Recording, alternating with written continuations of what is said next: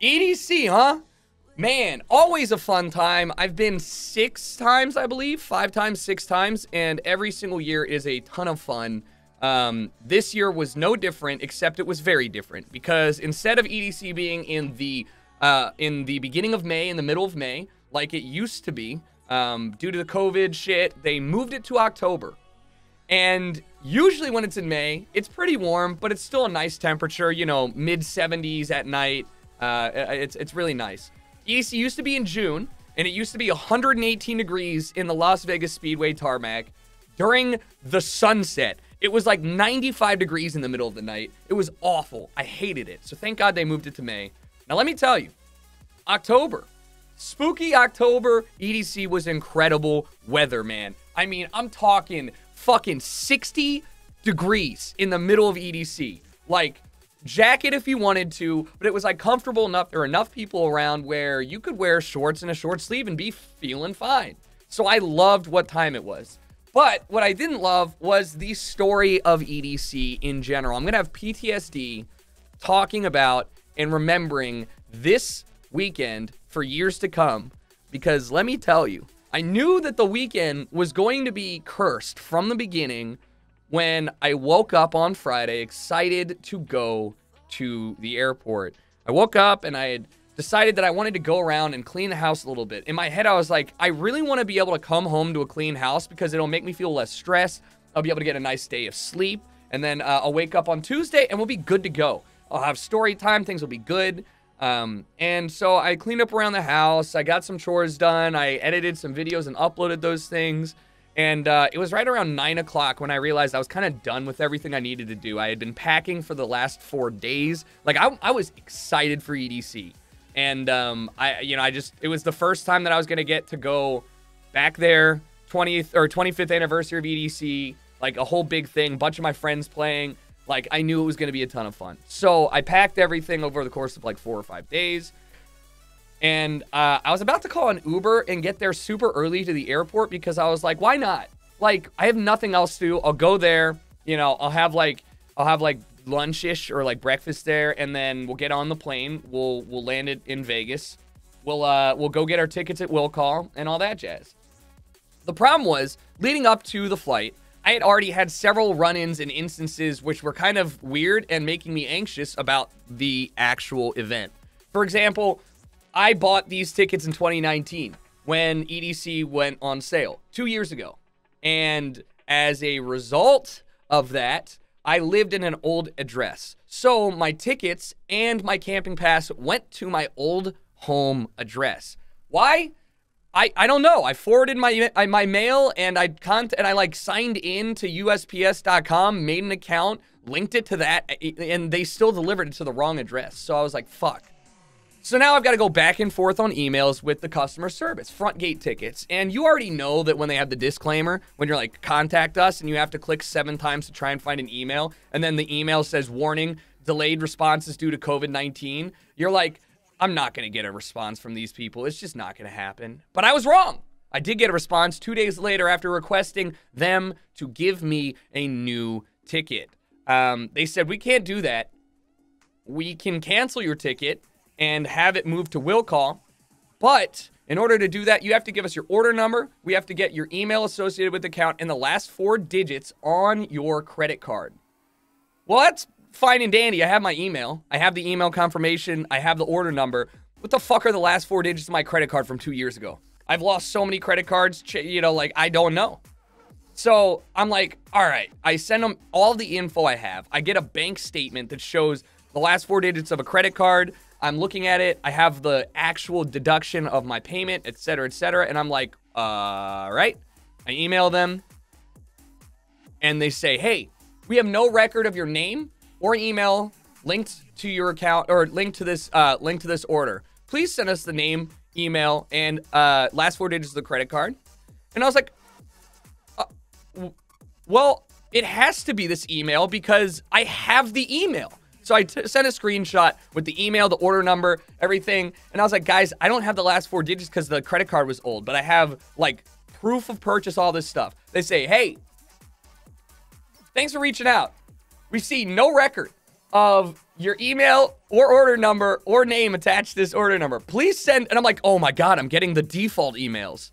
So I send it one more time. And I'm like, I send them my bank statement. I send them the email. I send them the order number. I send them the Insomniac account info with the order, proof of order, the order number, my credit. I'm like, there's literally, you cannot deny me. Two days later, they're like, congrats, William. We canceled your order and moved it to Will Call. Go pick it up at Will Call when you land in Vegas. And I'm like, oh, fuck.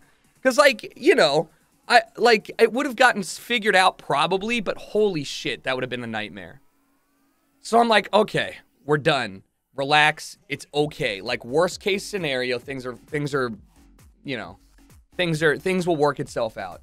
And I had confidence in my head that, like, even if things went south with the camping, like, even if they had trouble finding my reservation, etc., like, we could figure it out. Things would be okay. So it's 9 a.m. My flight's at 10 or 11:50 p.m. and I'm about to call an Uber, and I start thinking to myself, like, if I call an Uber, it's going to be about $60 there and about $120 back to my house to Uber there. So about $200 round trip. And I'm going to have to walk to the LAX at Uber lot, and I'm going to have to wait 30 minutes when I land. The last thing I want to do when I get back from a bender in Vegas is to wait in the sun in an Uber lot for an Uber for 30 minutes and then pay $120 to go home. It's just not on my list. So I started thinking, I was like, you know, I should just drive and park in short-term parking. So that way I can just be dead tired, walk into my car, get in my car and drive home. It'll cost me exactly the same amount of money, $50 a day, to park my car, and I won't have to deal with Ubers or anything or any wait like that. So I'm now kind of stoked. I haven't driven in a minute. Like, I did get a new car, but it's only got 300 miles on it, and I'm like, and I got it like 2 months ago, and I'm like, all right, let's get some car tests going. So I put on some of the new music we're signing, and I'm excited to get in there.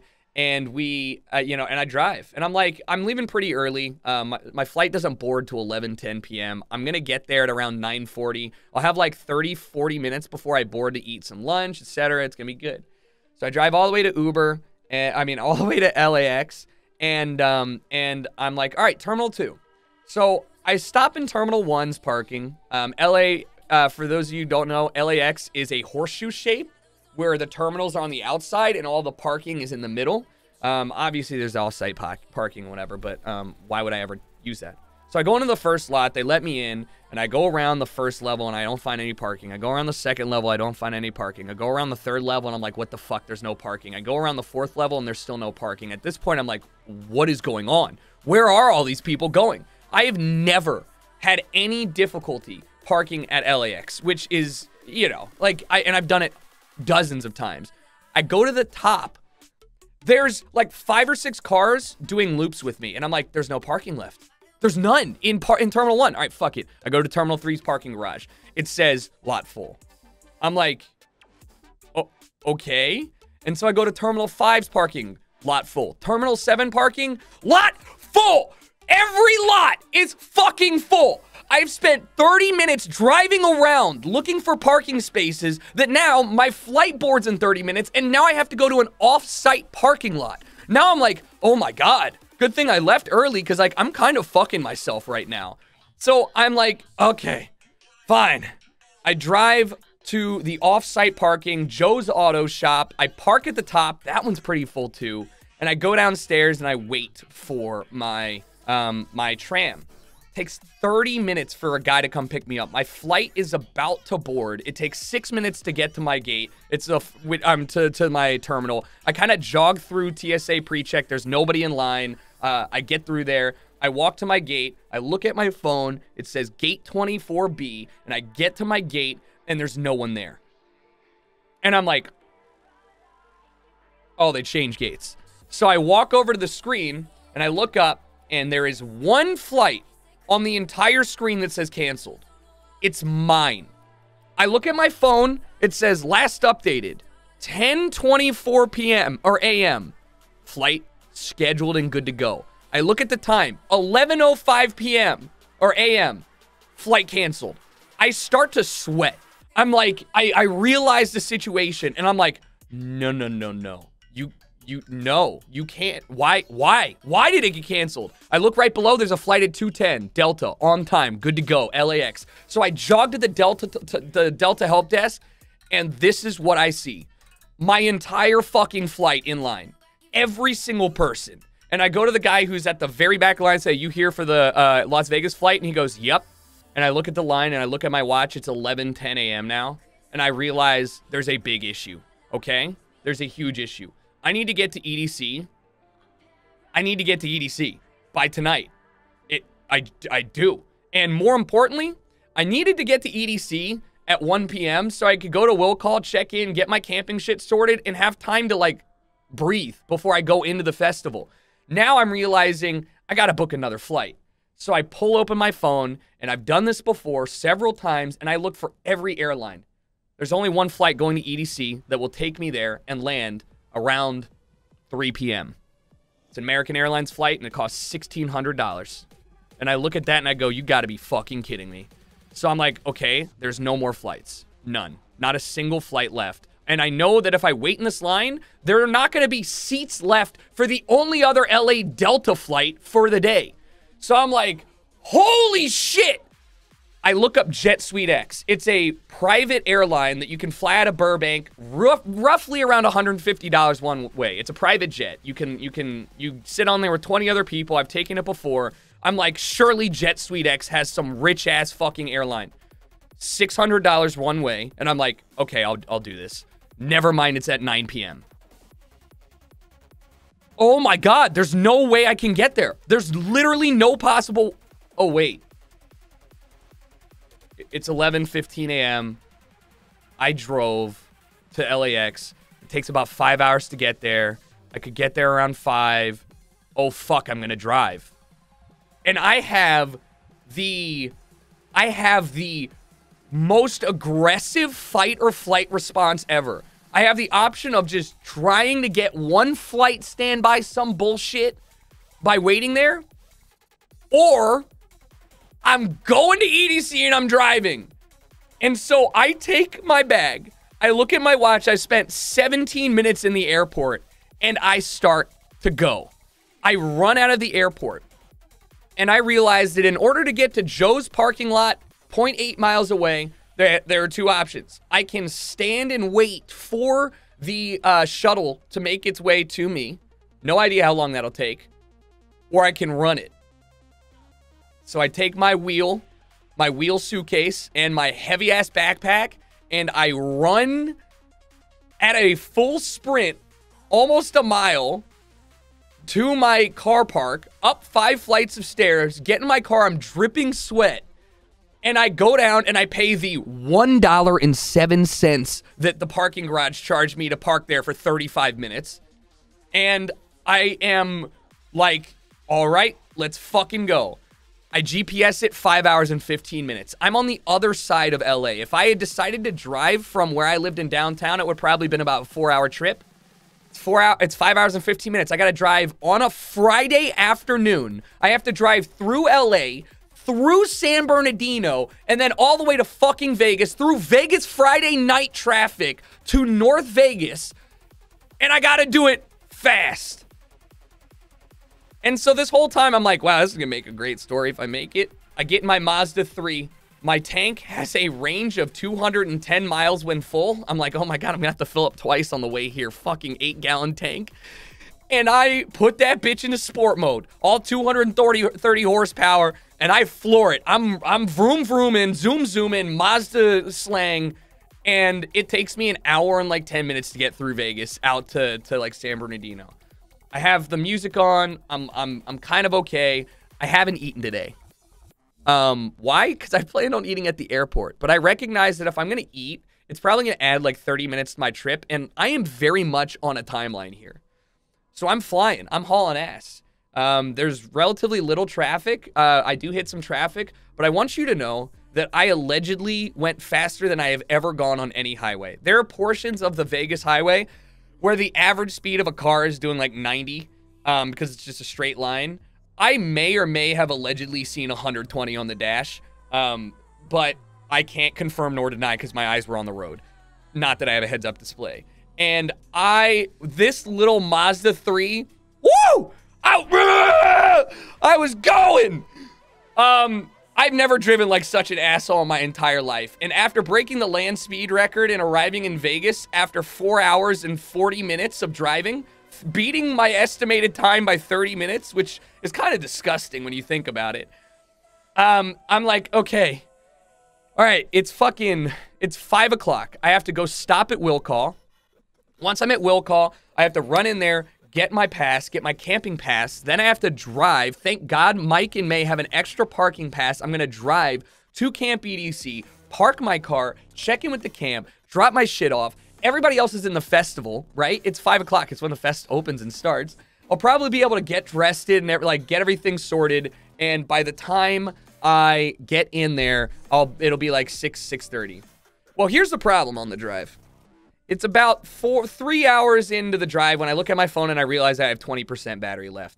And I'm like, oh, okay, shit, yeah. Okay, let me plug in my phone. And then I look at my cables, and they're both USB-C to Lightning. And I'm like, oh, no.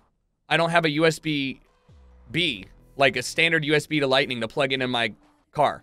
Okay. Right. Oh, I have a battery pack that has a USB-C out, and I can use that. So I plug it in, turn it on, plug in my phone, nothing happens. And I'm like, what's the matter? And I look at the USB-C port and it says in. And I'm like, you've got to be fucking kidding me. So now I have 20% battery and I don't know where I'm going really outside of towards Vegas. And I desperately need that. But there's still like an hour and 40 minutes of the drive left. Am I going to sit in silence? Like, am I going to turn off the Jeep? What am I going to do here? And then it hits me. I always keep a backup phone in my backpack because I have lost them. And I have a Samsung Galaxy Note, whatever, 10, 12, whatever the most recent one is in there. And I'm like, oh, wait, doesn't Samsung allow you to share battery between phones? So I plug the Samsung phone into my car and I charge the dead phone. And I get that thing up to 30% battery, and then I unplug it, and then I plug it into my iPhone, and then my iPhone starts charging, baby. Woo! Huge brain! Huge! And if you ever want to do that, all you have to do is make sure that the Samsung phone you're plugging into, you plug that one in first, and then you plug in your second phone you want to charge into it, and it'll transfer. So now I have 30% battery, give or take, by the time, you know, we're rolling up there. But I still can't walk into EDC with 30% battery or something like that. Like, I need a charger. So I text Mike and May, and I'm like, guys, whenever I get there, I need to borrow a USB port, etc. All right, cool. Here, it's in our tent. Here's our tent. Do it, whatever. So I go to Will Call. I get my pass. Everything's chill. A sign of the times, all right? Grieve is playing as I walk into Will Call. And I'm like, oh, nice. Like, that's a good sign. You know? That's cool. So I walk up, I get my guest band. The lady who gives me my guest band goes, question, Bonner or Boner? And I go, Boner. And 3 people behind her go, yes! And they're like, you know, ever since we saw your ticketing info, we've been debating on what it was. And I was like, yep, it's Boner. so they're like, okay, cool. I'm like, hey, I need my camping stuff. They're like, it's over on the other will call. So I go over to the other will call. I show them the Camp EDC verified thing. It scans perfectly, and I'm like, oh, fuck, thank God. She hands me the camping decal pass and these 3 things, and she goes, hey, so we can't issue you a new camp wristband here. You have to go to the will call over there at Camp EDC because they have those. And I was like, okay, I'm already going over there. It's not a big deal. I'll just pick that up on the way out. So I get in, and I'm driving to Camp EDC, and I'm hitting Friday Las Vegas traffic, but I'm also hitting EDC traffic. It takes me 45 minutes to go like 4 miles. It is 7 o'clock now. The sun has set, and I am like literally losing my shit. I'm like, I just need to get into the fucking festival. It's been 7 hours in this car. And World Series of Poker and shit. And so I finally realized that there is a secondary lane for campers, not like the drop-off. So I go all the way to the left. I drive all the way up to the front. And then I realized that even though there is that secondary lane, they've blocked off the camp entrance. So I look at the cop and I go, hey, man, I need to get into camp. Sorry I'm late, but like, you know? And the guy's like, you need to go to camp. And he's like, yeah. I'm like, yeah. And he goes, all right, here you go. Lifts up the cone, lets me in. I'm like, fuck yeah. So Camp EDC's check-in times are 9 to 3 p.m. I've checked into Camp EDC after 3 p.m. the last 2 times. I checked in at 4 last time, and I checked in at 5 the first time. You just walk up, you go to the will call box, you say what's up, you check in, you get your bands, you get your assignment, and then you're good to go. So I'm driving, and I pull up next to, like, a guy, and I'm like, Camp EDC, and he goes, all the way to GA lot. And I was like, no, Camp EDC, and he goes, yeah, you got to park in GA lot. And I was like, no, I'm camping. And he goes, yes, you with that badge, go to GA lot. And I'm like, okay, I don't think this guy knows what he's talking about. So I drive all the way up to GA lot. And I talk to this guy. I'm like, hey, man, I'm pretty sure this isn't where I'm supposed to be. I'm camping. Here's my blue lot sticker. And he goes, yeah, GA lot is green lot. You need to go to blue lot. It's back the way you came, all the way down here on the left. And I'm like, okay. So I turn around and I drive back and I get to there and I stop and I look at the guy and I go, hey, the guy at GA lot just sent me back here. And he goes, no, you don't understand. Blue lot is closed at 3 p.m. You cannot go into blue lot after 3 p.m. Camping check-in is closed. I'm like, you mean to tell me that I can't park in the parking lot after a certain time? And he's like, yes. And I'm like, so you want me to go park a mile away and then walk a mile with my luggage to camp check-in? And he goes, yes. And I go, not gonna do it. I'm here, my artist plays in 1 hour. Here's my band, I'm going in there. I need to, he's playing. And he's like, all right, you can go talk to the guy who runs the thing up there. Obviously, my artist is playing, but they're not my artist, right? But like, I'm not doing this shit. So I pull up and and the lady's like, this ain't a lane and you can't come in. And I'm like, I am going in here. I just talked to the guy back here who said he's running the things. He said to talk to you to let me into the RV lot because I can't get into the blue lot. Here's my band. My artist is playing. I will figure out where I need to move my car afterwards. And the lady just goes, okay, I guess, and opens it up to the RV lot. And now I am like laughing because I'm like, all right, I can't believe that worked. That's so good. I drive in, and it's at this point that I realize they've opened up the wrong lot. I am not where the cars park. I am not where the RVs park. I'm where the staff parks, right outside the mesa. So there's this big central area with grass and like where everybody hangs out. Man, I pulled my car up and just fucking parked right next to it. It's literally 5 feet from everything. And I'm like, sick. I better not get towed. I look around. None of the other cars have like a blue lot sticker. So I just take mine off. And I'm like, all right, I hope my car's still here tomorrow.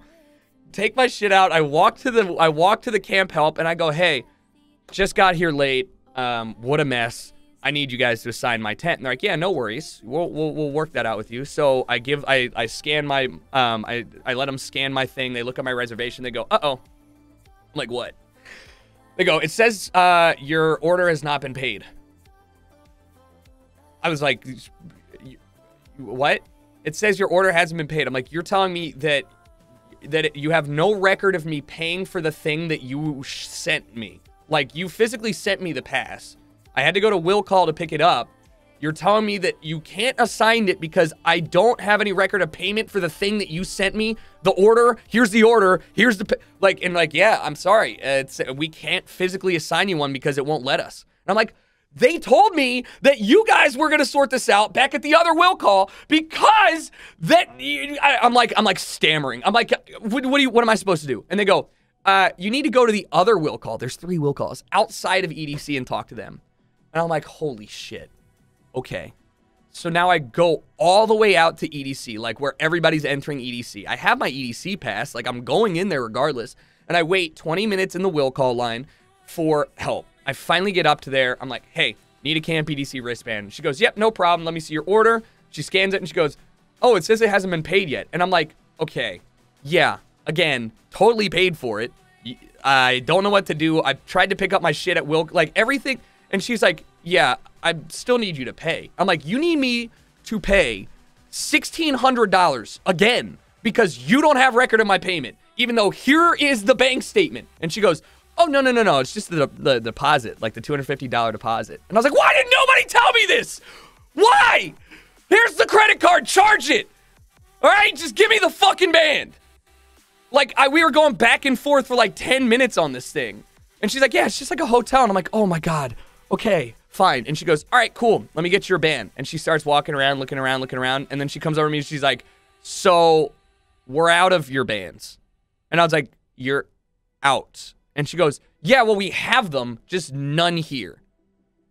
And I'm like, so what does that mean? She goes, well, you're going to have to wait. We're going to have to send somebody to run and get more. And I'm like, where are they? She goes, the other will call in North Vegas. And I'm looking at her and I'm like, you need to send somebody by car to the place that I was just at to pick up additional bands to bring back here to give me my band so I can get a tent, get checked in, put my shit away, and finally enter the music festival. And she's like, I know this sucks for you. I really am sorry, but yes. I wait there for 45 minutes. It is 8 o'clock. She finally gets back with them. Beep, here, go. I'm running now, up like a salmon upstream, through tens of thousands of campers who are trying to get into the music festival. I find my tent.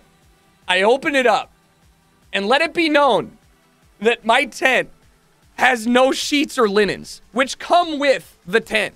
The tent is also supposed to have AC. They removed the AC and didn't update the site or tell anyone after everybody had paid, which is complete bullshit. It was AC every other year, and it was wonderful. And they fucking pulled the AC out of the tent. Inside these shift tent pods, which are pretty nice, on the inside, the warning label says, please do not use in direct sunlight or heat without proper ventilation because shift pod will get to dangerous, life-threatening temperatures. They are meant to hold heat or cold in. It is like, I'm like, I don't care. I literally don't care at this point. I don't care. Nothing can get any worse. So I blow up my air mattress. I go into Mike and May's tent, and I can't find the charger. My phone's at 7% battery. I text my friends, and I'm like, can you guys just please meet me somewhere so we can, like, pound a fucking bottle of vodka or something? Like, I need this. So I meet up with them in main stage VIP, and I'm just like so fucking relieved that I'm finally in here. It's 8:15. I text my friend who I know has a charger, and I'm like, can I just borrow it, please? They're like, yeah, we'll meet up, etc. So now everything's good, guys. Now we're into EDC day one, and I have just had the most stressful, long, exhausting experience yet. Day one is pretty fantastic. Spent a lot of time exploring, hanging out with friends, seeing people. I spent most of my EDC at Neon Garden, and I really enjoyed it. Had a bunch of friends play. Hayden played twice. Got to see him play with Knife Party, which is incredible. Fireworks, the whole 9 yards. Getting, to hang out with Shaney there. Hayden had an art car, which is cool. It's just like, EDC to me is what TwitchCon used to be. It's still very fun at TwitchCon, but I think I actually have more friends in the music industry than I do in gaming now. And so I'm like, all right, this is a ton of fun. It's just great running around, listening to good music, etc. So I had a lot of fun, and I stayed there until close at around 5:30 in the morning.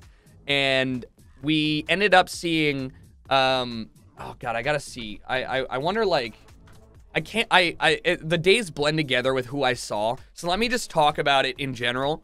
My favorite sets of the entire weekend were Test Pilot, which is Deadmau5's like techno alter ego. He had so much fun. And when Joel's having fun, everyone's having fun. He was absolutely ripping Heinekens and playing field goal football with them, with the crowd. Like, he'd drink one in the middle of playing and then go like this. People would put him up and he'd fucking flick it in and try. Like, he was having so much fun. The person before him, was Michael Beebe, I think, who has the worst haircut ever, but was still really good. It's 4:30 in the morning. It's silence. Joel gets up there, smacks play on quite possibly the loudest kick I've ever heard in my life. It literally goes boom, boom, boom. Everyone jumps. I'm like, God, Jesus Christ. And he just gets on the mic and goes, good morning. I was like, God, you asshole. so much fun. Like, I really enjoyed it. When Joel has fun, everyone has fun. And of course he ends it the same way. He's just like, it's like 5:30 and he's like in the middle of the song and he just hits stop and he goes, I'm done. Good morning, everyone. That was pretty fun. I'm going to chug these beers now. It's like, oh man. So it's 5:30 in the morning. It's time to walk back to camp. The whole point of camping is that you go camping specifically because you don't have to wait for the shuttle line. You don't have to wait for the artist shuttle. You just walk back when you're tired and you go to bed. The downside to Camp EDC is that there are always after parties. The upside is that there are always after parties if you're feeling like you still want to stay out and like have a couple drinks. The downside is that after parties go from 5 to 10 a.m. The upside is that usually you're pretty far away from the stages. The downside is that no matter how good your earplugs, bass carries very hard. So I am so tired because I forgot to tell you, the only thing that I had to eat that day, I did not eat at all. Not once did I eat during my trip to Vegas. I only had 3 chicken tenders and anxiety for my meal the whole time that day. I just wasn't hungry. I was just like, whatever. So after dancing and walking for a combination of 10.5 miles on the first day, I get back and I'm like so, you know when you're so tired, you're convinced you could fall asleep standing up? I lay in bed. I don't have any linens. I put my towel down as my pillow. I put on a hoodie. And I realize it's fucking cold, dude. It's windy and 60 degrees. Like, it's very nice temperature for sleeping, but like, I don't have a pillow. I don't have a blanket. I have none of this shit because they're supposed to give them to you.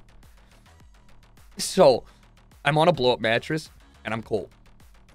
What do I do?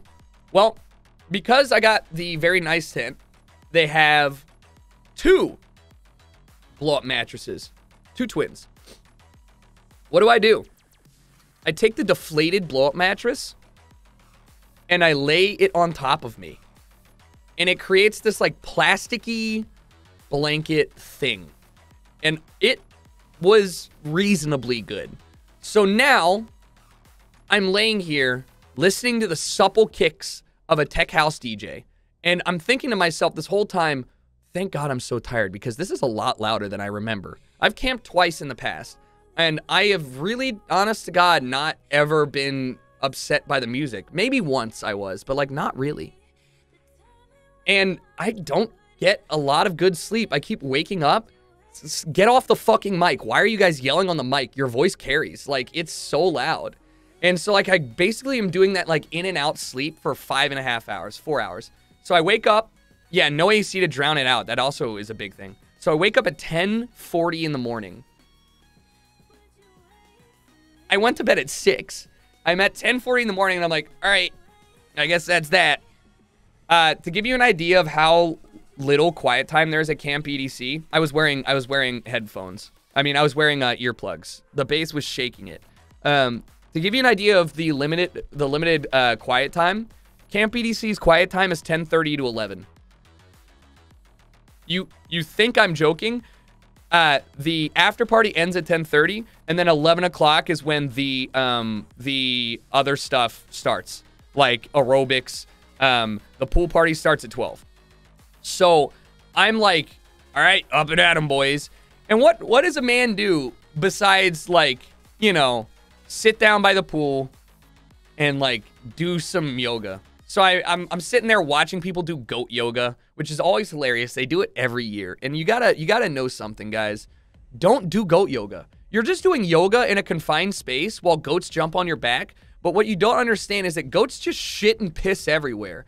And so when the first rule of goat yoga is like, hey, if you see raisins, call raisins and don't eat them. They don't smell, they won't stick to you, but like, you know. So I just spent like 20 minutes watching these goats jump on people's backs and shit on them, and it was so funny to me. It was so funny. The food, awful. Quite literally some of the worst food you could eat. It is like bottom of the barrel cafeteria food. The longest lines are always for the healthy things that you can't fuck up, like an acai bowl or like smoothies. But like the pizza, everything is so dog shit. So I'm just like spending that time laying. We're like having some casual drinks, and it's time for day 2 of EDC. So day 2 comes along, have a ton of fun. Charlotte DeWitt played, and I think I cried. I did not cry. I'm incapable of crying, but it was so fun, so good, and I love her so much. She was incredible. She is pretty much the number one person that I wanted to see, and she crushed it. Noah played on main stage, which was awesome to see. Hung out with his parents. Got to see him crush it. It looked great. He killed it, man. And it was just really fun to see that happen. And Cloud played on circuit grounds. So that was great. I just had a lot of fun running around and seeing all my friends play and getting to hang out with people. Highlight of the weekend was convincing everyone, Mike, May, Stu, and Caitlin, Stu's girlfriend, to come with me to Wasteland. It is a wide-known fact that the only people in our group that like hardstyle are me and Hydro Rob. Rob wasn't there this year. So I was like, guys, we were like walking around near it, and I was like, guys, come on, just come on, it's fun. I was dying because we walk into Wasteland and Lady Faith is playing Let It Go, but it's gonna be a hardstyle edit. But the funniest thing is, like, there's nothing more funny to me than how people shoehorn shit into hardstyle. So I was like, guys, come on, how could you not love this? Literally, let it go, I can't do this anymore. And then the loudest, most absurd kicks, nothing past that point sounded like Let It Go. It was just absurdity. And I was cracking up. So we actually spend like 10 minutes there because they're like, all right, this is pretty funny. Everybody at Wasteland has fun because nobody is there by accident. Nobody accidentally spends time at Wasteland stage. So everybody there's having a good time. We had such a good time there, I mean limited time, that they went back for more, which was great. So convinced them to do that. We went on a corn dog tour of EDC. There were 3 corn dog spots, and we tried every single one of them. Why was this a thing? I don't know. But we did, in fact, try every corn dog at EDC across the 3 days. And I gotta tell you, the Wasteland stage corn dog was the best one. Hand dipped. So day 2, coming to a close, and I realized that, oh my God. There's so much to talk about. Caitlin, like, we're not here to be put together humans, all right? We're here to get fucking messy and have a good time. And so May and Caitlin were pretty sauced by midnight. Like, you know when you look at the phone and you're like, guys, it's only midnight. Everybody's like, oh God. Caitlin was drinking these things called beatboxes, which are like wine coolers. And EDC is 5 p.m. to 6 a.m. every day. And so Caitlin's been drinking these, like, pounding these things. They're like strawberry, raspberry, like 11% wine boxes, warm. And I'm like, I take a sip and I was like, holy fuck, this is so bad. And she's like, you guys can't stop me. This is what I'm talking about. This is the good stuff. And I'm like, Caitlin, you're going to projectile vomit red goo everywhere. He's like, no, I'm not. These lovely friends of mine get so lambasted that around 3 o'clock, they have to be taken home, which is great, right? Like the fact that 3 o'clock's not that early, by the way. A lot of people leave around 4 because that's like a good time to go. But they get put to bed at 4 or at 3. So now I'm alone. My group has left me. Not alone. Like Halil left early because, you know, he was staying on the strip, all this stuff. So I go and hang out with a couple other friends in an art car. And then it's like 4:40 in the morning. I'm like, okay, I'm so tired. I've had 4 hours of sleep in 2 days. I've been dancing the night away. I'm fucking shit housed. I am out of here. But so I walk back and I lay down. And it's at this point, well, I don't lay down. I walk back and I'm like, I need water so bad. So I walk to the mesa just in time for whoever to get on for the pre-party.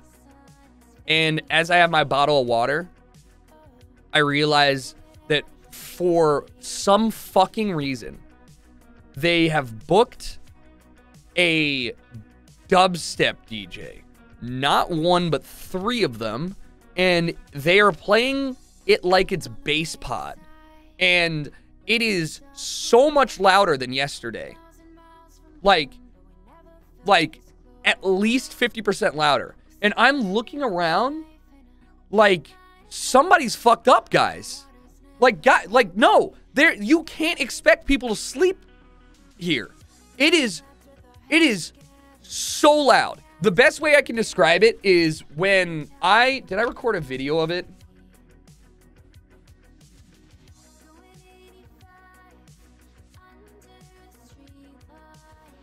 I might have.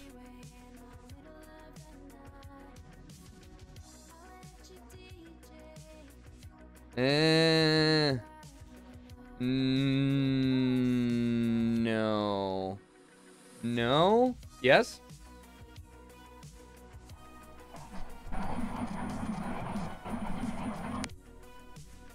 Yeah, here.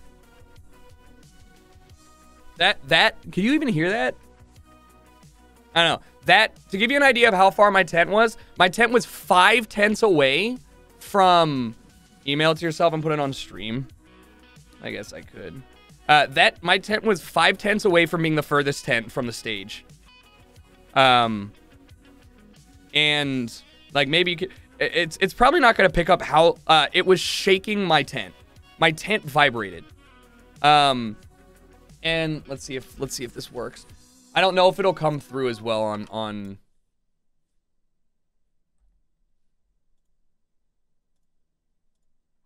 did I send it or not? There you go.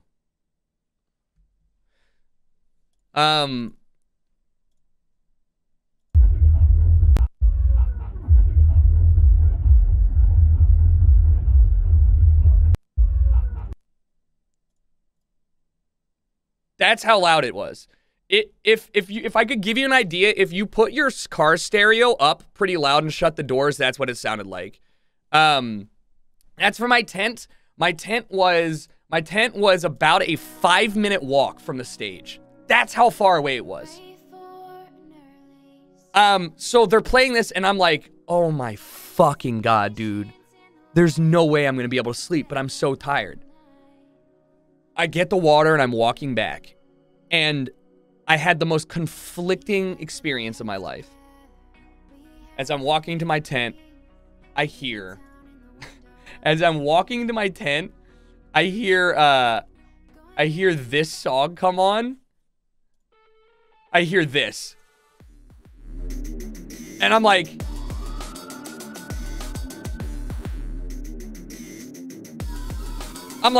I've never been so conflicted in my life. I'm like, yo, thanks for playing literally the hardest song on my label. Like, literally, you chose the single hardest song on my label. It's 6 a.m. Listen. 6 a.m. I'm like, so I'm like cracking up to myself because I'm like, wow, very conflicting emotions here. And I get back in my tent, I put the foam earplugs I have in, and it's not going to work. It's not going to work. I'm mauling. I'm screaming in my head. Like, I can't explain to you how upset I am knowing that I am not going to get any sleep, and then I have the biggest of brain ideas. I realized that because I decided to fly, I had packed my noise-canceling AirPods in my bag. So I run over there, I grab them, and I put those fuckers in. And let me tell you, it still didn't drown it out, but it did enough. It still didn't drown it out. I could still hear the DJ on the mic, right? But I put on 10 hours of relaxing thunderstorms, and I pretended to myself that my fucking bed shaking was the thunder. And I managed to get like 5 hours of sleep on and off. But it was so bad that I kept on waking up because I could hear the DJ going, I want to know who was playing. In my head, this is how mad I was. In my head, I thought about looking at my phone to see who was playing so I could never work with them again. Like, I wanted to literally blacklist them from everything I ever did as a label. That's how fucking mad I was that they were playing this music right now. And then I was like, that's immature, so I didn't look. But I was like, I am this close. And so I get through. Some of the choice lines were, EDC, Camp EDC, are you still fucking awake? You're beautiful. You're beautiful. You're beautiful. You're all beautiful, Camp. And my personal favorite, it's 10:30. Who the fuck wants to go to bed? Nobody. Let's go. Those are verbatim, word for word. And I was like, this has to be a parody. This has to be a parody.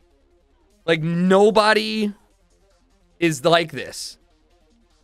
So I get up at like 10:30. And I put on the football game and I watch the Ravens get the shit kicked out of them in 480p and 360p at Camp EDC while just mauling the whole time. Can you go back and look to see what it was? For the sake of that artist, I'm not going to. And so I like go take another nap. I'm so exhausted. It's day 3 and it's time to go. So we go back. I have a ton of fun. Day 3, quite honestly, you know, all of EDC to me was a lot of fun. I got to see some artists that I've always wanted to see. I got to run around and hang out with some friends. I got to see a bunch of my friends play, some for the first time, some who have played many times. Like, I can't stress enough how overwhelmingly awesome EDC is for me, just to run around and fuck around and get kind of sloppy with my friends. Also, I met maybe like 30 of you guys, both at Camp EDC running around, and the vast majority of you, very polite. Thanks for like saying hey and then just like letting me do my thing. Some of you, I hope you found water. I mean, you look like you were going through it, but I mean, good for you. I was like, some of you guys, I was like, oh, hey man, you good? You good? All right. Yeah. Okay. Yep. Love you too. All right. Have fun. It's like, I'm out of here. I gotta say, Dimension might have been one of my favorite sets as well. Through the, I think the only sets that I watched through the entirety. That weren't my friends were like Dimension, Charlotte DeWitt, Test Pilot, Deadmau5, and man, Dimension was so fucking good. Like, it was just the perfect way to cap off everything, just anthems. I didn't see Lil Texas's cheeks because that was the second day when everybody went to bed early, and I was gonna try and get them to go to Lil Texas. I did see Joyride for the D&B set too, but yeah, it was so good. So after that, I think we spent a little more time. Then we went back to Camp EDC. John Summit and like some other people were playing Camp EDC. And one of the weirdest things about this whole event was the lack of diversity in artists. I swear to God, every artist played 2 to 3 times. Some played like 4 times. A lot of that has to do with the visa and complications of and travel for COVID. But it really was kind of wild. I was like, okay, you're playing again for the 4th time. Sick. And yeah, who brought out Lil Nas? Diplo. So all that stuff, great time. I'm so tired that I get back to camp at 5 and I realize I have to drive home. So previously I fly. I would have flown if I didn't have to drive. And the best way to do that is to continue the Bender extender and then stay awake for the after party. And then you just go straight to the airport. My flight was at like 9:50, so I'd have just hung out until around 7, taken an Uber to the airport, and then boarded my flight and got home by like noon. But of course, because I drove, that's no longer an option. So I say goodbye to everyone. I'm like, guys, I think it's best for me to get some sleep. Like, I can't drive home tired. It's not a good look. So I get into the tent, I pass out, I get a really good 5-6 hours of sleep, wake up at 11. And, you know, thank God for AirPods. Wake up at 11 and like right when everything ends. And I open up the tent, I pack everything away and I walk to my car. And this is where my parking spot comes into play. Because if you were in the blue lot or the RV lot, what you had to do in order to leave was wait for everybody else to leave who was leaving in front of you. And then you finally got to go. There's a traffic jam. Me, because I was in the employee lot, I just drove right the fuck out. I was like, all right, it's 11:30. I'm ready to go. I need gas. So I pick up some gas at the thing, and I GPS it, and what do I see? 4 hours and 40 minutes, man. And I'm like, oh my God, I'm gonna make it home in 4 hours because I'm gonna fly home. I'm ready to go. So I hit the road, Jack. Full tank of gas, bottle of water, coffee on my hand. You were sober enough to drive after 5-6 hours of sleep? Yes. Absolutely. I would hope so, yes. Also, I don't know about you, but like at around like fucking 4 a.m., like I have no desire to drink anymore. like I wasn't pounding drinks at 6 a.m. Like I was just like, okay, that's enough of drinking for 3 straight days. So, allegedly, you guys are capping, but no, definitely sober. I don't know if you guys definitely still drunk. No, I don't know if you guys have ever had any alcohol in the history of your life, but on average, you burn like 1 to 2 drinks per hour. I don't really know if you guys drink ever, but I'm just letting you know. It was very much sober. So, also, if I wasn't, I wouldn't have driven while tired and not sober. Like, it's a 5-hour ride. I'm not an idiot. So, I got in my car, and I drive. And today was going to be, or yesterday was going to be a super dope day because I was going to get home. I was going to, basically my plan for EDC whenever I land is, get home, eat some food, usually a pizza, and pass out. I haven't had a real meal that consisted of edible, tasty food in 3 days. Like, my calorie deficiency must be through the roof. My health tracker says that on Friday, I walked 9.4 miles. On Saturday, I walked 16.7 miles. And on Sunday, I walked 15 miles for a combination of 48 miles of walking and dancing through the weekend. All right, when I tell you your boy was moving, I was moving. So I'm tired, man. My legs, my fucking hips hurt. Thank God I work out because, like, them things don't fucking work no more. My knees are like, ah! So I'm taking a little bit of a break from the gym here, from the lower body. And as I'm driving, I realized that it was raining in LA. Cheney texts me and she goes, dude, half of LA is underwater already, but it's so nice. And I just go, fuck. Because when it rains in LA, there are accidents. But as long as they're around downtown LA, like, it's not the end of the world. But it starts to rain on my trip to Vegas. And then Siri, this bitch, gets on the phone and goes, there's a 30-minute slowdown in 5 miles. Due to an accident, you will now arrive at 4:30 p.m. And I'm like, okay, that's a 30-minute addition. It's still 5 hours and 10 minutes. It's fine. As I keep driving, we get through that. There's a slowdown in Primm, Nevada, which is like the border between California. It's by the big solar panels. And as I hit there, it finally opens up and it starts to fucking pour. And there's like low visibility and all this stuff. And I look at Google and it says 4 hours and 40 minutes. And I'm like, wait, I've been driving for an hour. And then I look at it again and it says 4 hours and 55 minutes. I'm like, wait, I looked at it 1 minute ago. And then I keep going and I keep going. And it goes, there is an hour and 7 minutes slowdown due to 3 accidents in 2 miles. You're still on the fastest route. And I'm like, wait. So I look down. It says 5 hours and 10 minutes. And I'm like, oh my God. Okay. Well, maybe I'm hitting it late so it'll be shorter. There's no other route. There's just one fucking road. One. There's dust storms. It's raining. It's fucking windy. There's low visibility. It's foggy. I feel like I'm in the apocalypse. But I'm like, okay. You know what? It's fine, Tucker. Just be zen. Just be really zen. All right? Because there's nothing you can do to change it. Even getting mad. And so I look down and I've got 50 miles left in my gas tank. It's like 2:30 p.m. I need to get gas.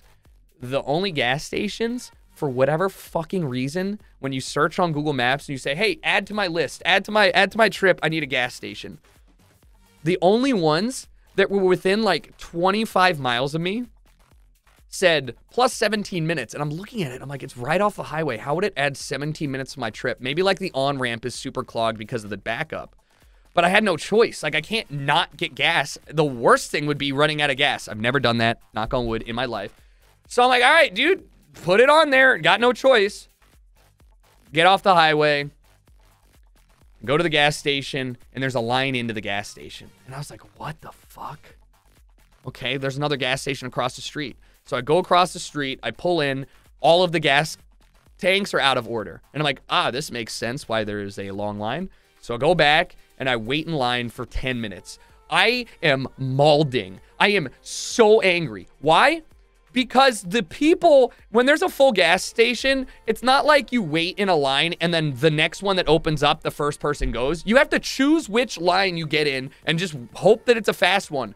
The two people in my gas lane, neither of them are at their car. Neither. What are they doing? They're not in there. They're not pumping gas. They've just parked it at the fucking thing. So I'm assuming they fueled and then they went to go get food or something. 10 minutes. They fucking both walk out at the same time with grocery bags. It's a 7-Eleven. What are you buying? They get in and they drive away. I have 8-gallon tank. All right, it takes me 37 seconds to fill up my car. All right, just okay. So I'm filled up. We are still, all things considered, an hour and 30-ish minutes away. To give you an idea, right now we are in like San Bernardino, Glen Helen. It's basically 50 minutes away from my home with no traffic. But due to the rain and the accidents, it was showing 130. And I was just like, okay, I can deal with this. So I start my route again. I pull out and it goes, go across the street, or it says like turn left, and then turn left onto I-15 north towards San Bernardino. And I'm like, no. And I look at it and I'm like, yeah, that's what my GPS says. And I was like, but no, I'm going south, I-15 south towards, and I look at it, I'm like, is my GPS high? So I like zoom out, I'm like, yeah, it's going home. So I end it. And then I start it again, and it goes, take I-15 north. And I'm like, no! I'm in line for I-15 south. And I'm like, okay. I'm going to get out, and I'm going to see what happens. So I get out of line, and I start driving. And it says, faster route available. This saves 3 minutes in a road closure. And I'm like, okay, accept. And I look at it, and it has me going, I shit you not, it has me going up a road, and I see it loop around. And I'm like, wait. What? It had me going up a service road 30 miles and then doing a U-turn and driving back to get on I-15 south. I can count the number of I used to say I can't remember last time I yelled in anger. I screamed in my car. I went, fuck! I look at my phone, it says 2 hours and 15 minutes to get home. I'm like, I'm not doing this. I whip a U-turn across a 4-lane double yellow line road, all right? Literally like in front of oncoming traffic, and then I get back in line for the I-15 South. It shaves 30 minutes off of, not even allegedly, I fucking did it. I did it, okay? I saved 30 minutes on my trip from not doing whatever the fuck it wanted me to do. It still says an hour and 45. The fact that I had to get gas and it tacked on 30 extra minutes to my life, I'm like, I am pained. I just really need to be home now. So I get in there and eventually, after a combination of 6 hours and 45 minutes on the road, I get to my house. It's fucking 7 o'clock. I ordered a pizza when I was 30 minutes away because I was starving. I didn't eat that day. I have had like 400 calories my whole life, apparently. I get home.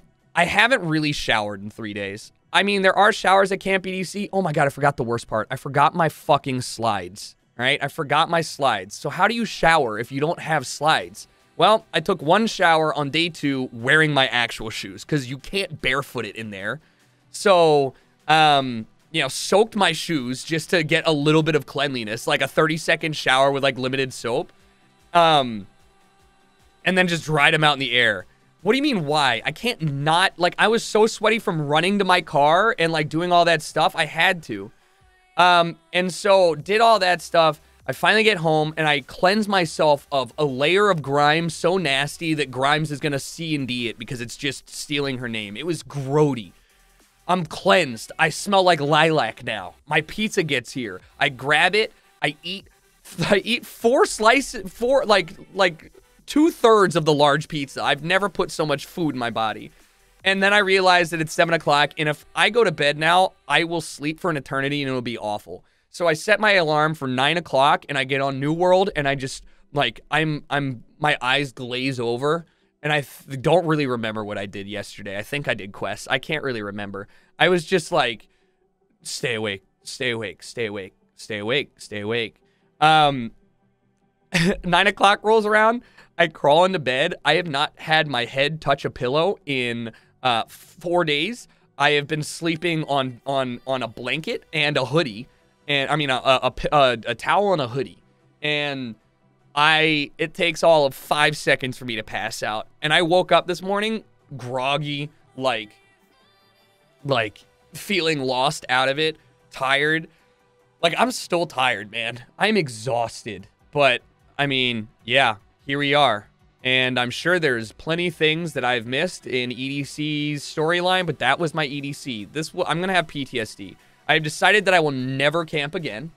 I've decided that I was degenerate enough to camp prior to this, but after going through the pandemic and stuff, I am not degenerate enough to camp.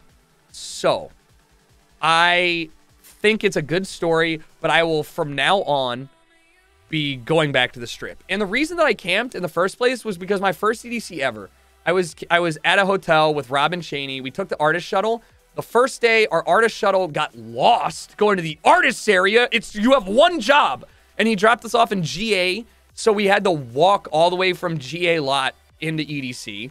The second day, the artist shuttle didn't come until midnight, which, like, half of EDC's done. So I was like, dude, that fucking sucks. So I hated that. This year, apparently, a lot of people had good artist shuttle experiences. Cheney said the longest it took was 30 minutes. So I was like, okay, maybe this is well worth it. Well worth it to get some good night's sleep. Well worth it to eat good food. Well worth it to just, like, have peace of mind. And easier to get to the airport.